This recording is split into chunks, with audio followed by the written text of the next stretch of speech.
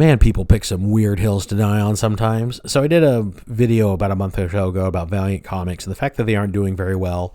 And I just got roasted in some of the comments. I was really shocked by how many people really didn't like the analysis that I gave Valiant Comics. So we're going to take another look at it. We're going to look at what's going on with them now and discuss what I think was the catalyst to all of this negative feedback. So, for those of you who don't know, and I'll put the link to the original video in the comments below, I did a comment or a video on why I think Valiant is done, why they're toast. In the article, I featured an article that talked about mass layoffs, cancellation of titles, barely not being able to make their shipping obligation, all these problems that companies that are typically circling the drain have. And so here we go. This is the latest new article, actually a couple weeks old, but Valiant's publishing one comic book a month in January and going forward. So they've only been publishing one comic book a month since August. That's not good.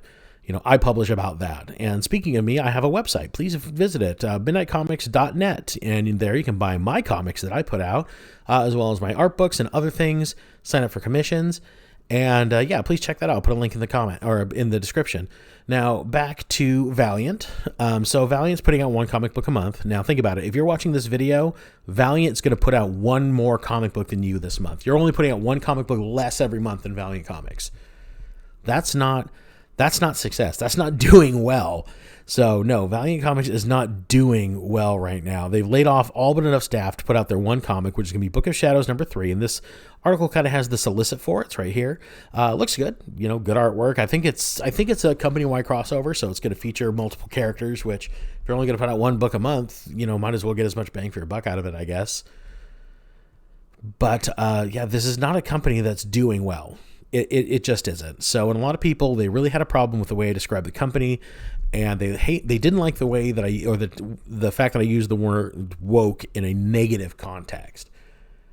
And if that's your problem, then okay, I can't really help that. But I find the few people that would actually engage with me, a lot of people just kind of flat out said, no, I don't even want to talk to you. I'm just going to say an angry thing and walk away. But the people that would kind of engage with me, it turns out that to everybody, woke means something different. It's like they pick up one of the ideas that tends to be considered under the umbrella of woke, and that's their definition of it. You know, I want to see diversity in comics, and that's what woke means to me. Okay, good. I think most people agree that diversity in comics overall is a good thing. You know, whatever fictional world you're invested in, it's more relatable and better if it reflects the world you live in. Then it's easier for you to get immersed in that world. So yes, diversity in comics is very good. Plus, you know, all these different voices and cultures just add depth and flavor to whatever fictional story you're into, and that's really, really good. You know, we don't like it, most people, I shouldn't say we, most people don't like it when that's the main focus and it takes away from the story. So the creator of whatever movie, comic book, show you're watching is making it more of a priority to have inclusion and representation, and the story's coming secondary to that. That's when it fails. And that's kind of when something is, oh, well, this is just woke. They wanted to, you know, check these, you know, diversity boxes and then make a movie around that. And most audience members can see that. You know, people watching a movie or a show or reading a book where that's the foremost goal of the creator, they can see it. And it makes your creative endeavor ring hollow. So that's kind of the problem. And one of the questions I had for people is that we're trying to defend this philosophy, this catering to modern audiences philosophy that pretty much encapsulates the whole idea of this, you know, quote unquote woke movement, is show me where it's worked. I can show you lots of places where it's failed. Valiant is the one we're talking about today.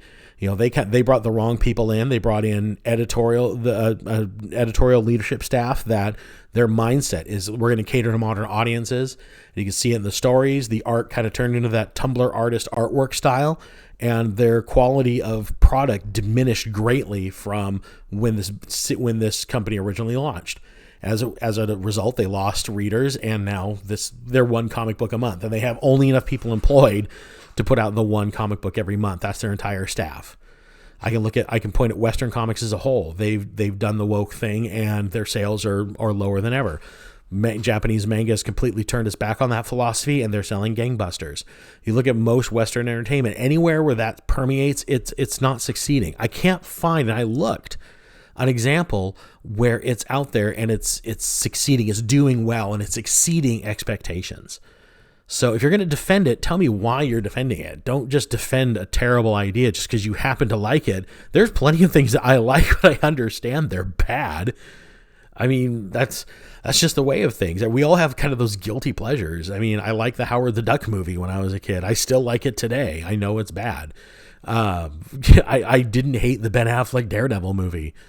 I enjoyed She-Hulk up until the finale, and it ruined the entire series for me, but I was enjoying it up till then. I know I hated myself for liking it because I know it was poorly written garbage, but I thought it was interesting.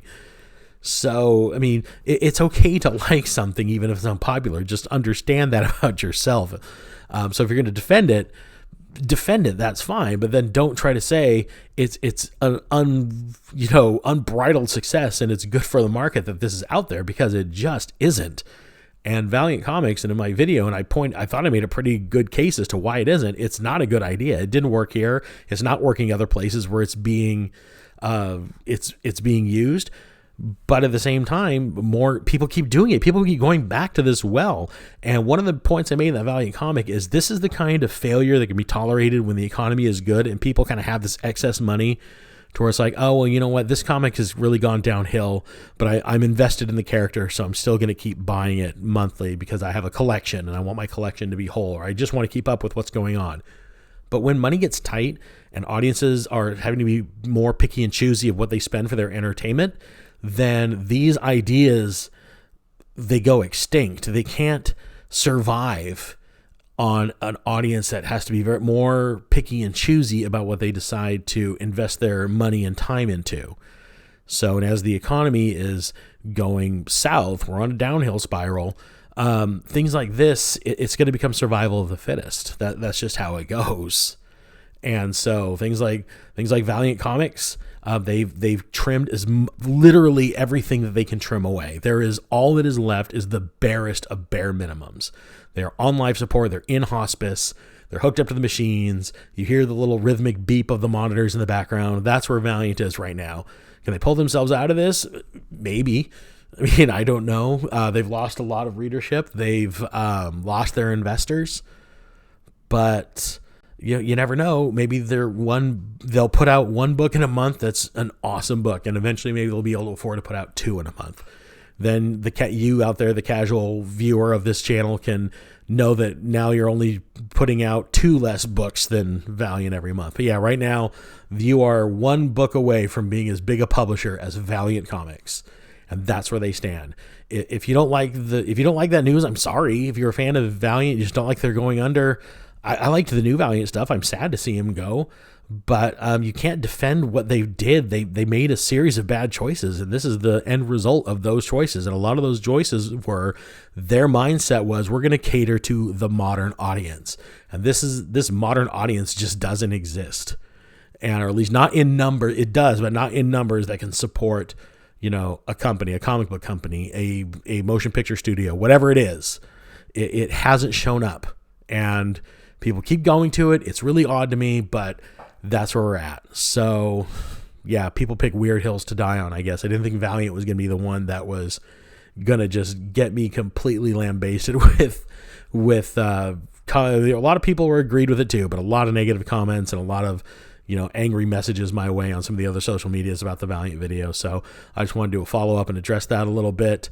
Thanks for hanging in there. This one was just kind of more of me of blowing off some steam. Again, check out my website, midnightcomics.net. It's got lots of cool stuff on it, lots of cool books, and some of my artwork you can check out. I hope you guys do, and I will see you in the next video. Till then, bye.